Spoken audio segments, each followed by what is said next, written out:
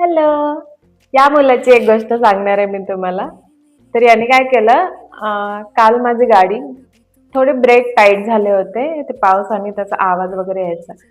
तर मी राहुलला रात्री सांगितलं, की माझी गाडी थोडी गॅरेजमध्ये दाखवून आणा, ब्रेक टाईट झाले.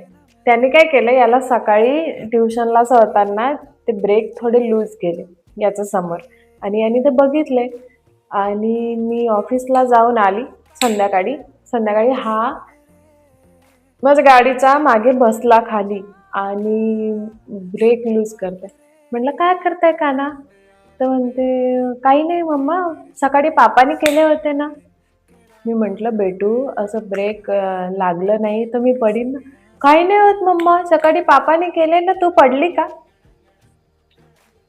तू पडली का? म्हणजे आता नाही पडणार.